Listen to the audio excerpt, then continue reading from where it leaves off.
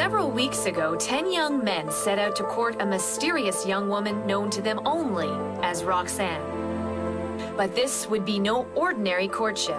They could never meet face to face, and they could rely only on pen and paper and the power of the heart.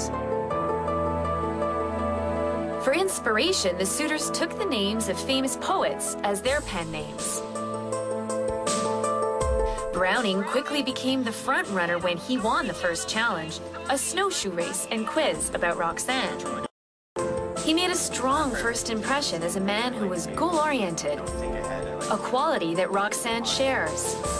In their first writing task, the suitors were asked to write a short mystery story with some tips from the talented mystery writer, Deborah Nicholson. You have to open with a bang. Roxanne had the difficult challenge of deciding whom to send home first. She had only the stories I can't read this.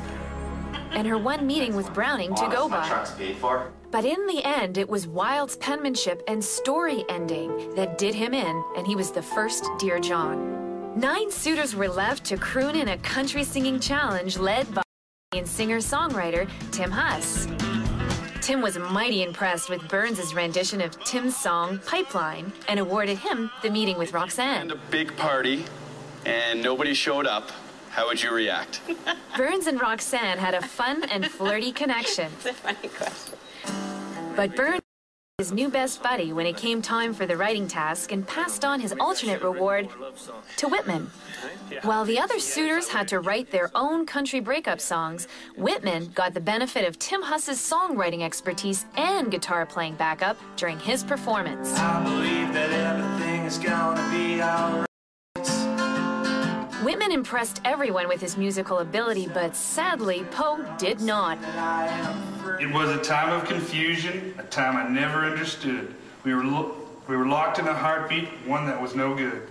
And Roxanne sent him home. 8 suitors remained to channel their Romeo as they performed a soliloquy from Shakespeare's Romeo and Juliet.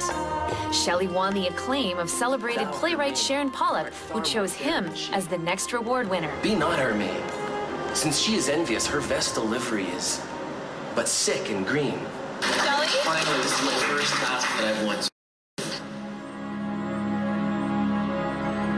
Really headstrong. At their meeting, Roxanne felt that Shelley was doing more showboating than sharing.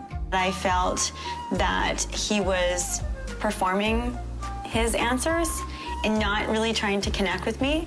Love is but a game. But when the suitors were challenged to write and perform their own soliloquies about their philosophy on love, and I, minstrel, will not walk through shadows, these darkest absence of reflection. it was Whitman's heart of darkness that made Roxanne rethink his courtship, so she sent him home. 7 suitors were left to Cupid's arrow when accomplished archery expert Don Mugford showed them how to go for the target. Browning's arrow landed closest to the mark, and he scored a second meeting with Roxanne. But Browning missed the bullseye when he refused to open his heart to Roxanne. It's part of my personal life, too, and I don't know if I'm really super comfortable sharing it with the world, right? And had a heated meltdown instead. For the writing challenge, dynamo poet Sherry D. Wilson mentored the suitors as they reworked a poem by their pen namesakes.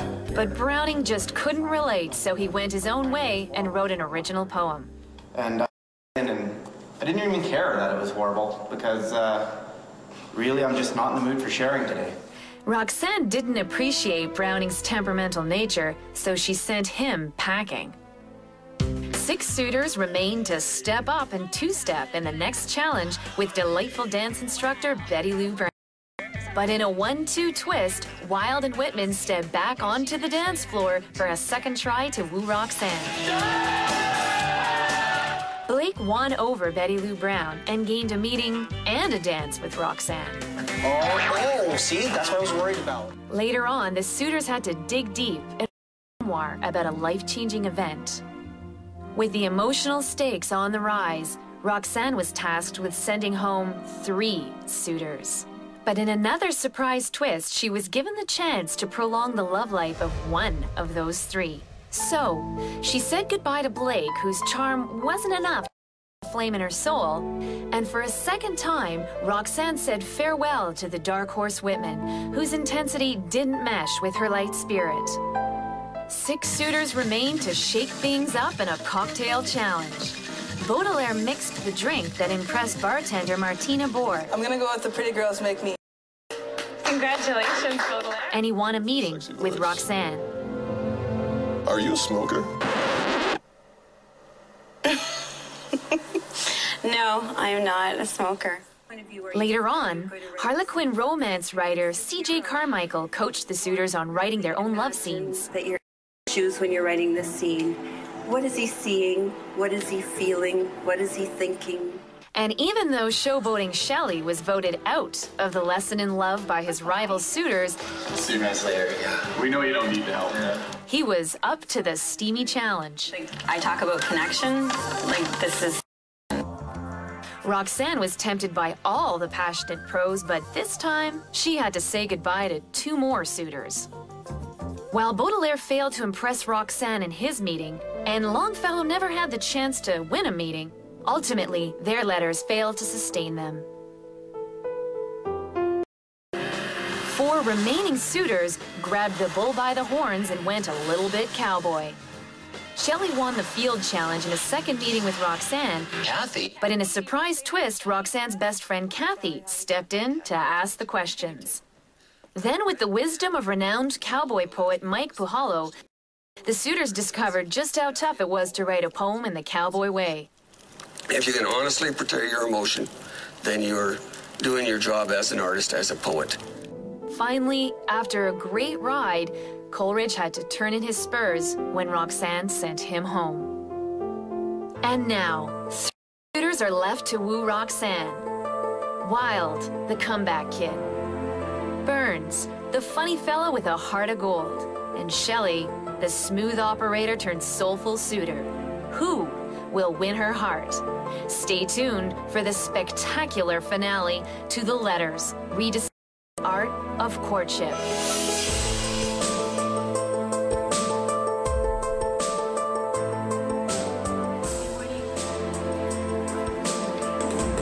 Good morning, suitors. First there were 10, now there are 3. Today will be filled with lots of excitement for you 3. But first, a word from Roxanne. Good morning, suitors. Well, we're down to the final 3. Congratulations on making it to this point. I am so excited. I think that, you know, a career or through your personal life, fitness, spiritual, different areas of your life that you can evolve and be a better person. And I think that successful people, to me, know where they're going. They envision that in every aspect of their lives, and then they move towards that every day so that they know where they're going. I mean, this is kind of a gimme for me. I kind of figured that this is the way that it would go. Like I said before, put me in a room with 10 guys and you're going to notice me, and she did. Roxanne's never met me. Roxanne, other than 3 or 4 letters, doesn't know much about me. She's met Burns twice, Percy twice, never met me. So I think, unfortunately, I'm a sitting duck here. Well, obviously I want to meet her, so I hope she picks me. And I'm still leery of Percy, and I don't think she knows enough about Oscar, so I'm putting myself as the, in top 2, and I hope that something goes my way. Good luck on your 8th field task. Think back to the beginning, and you'll be fine. He can't get his skis on, oh my God.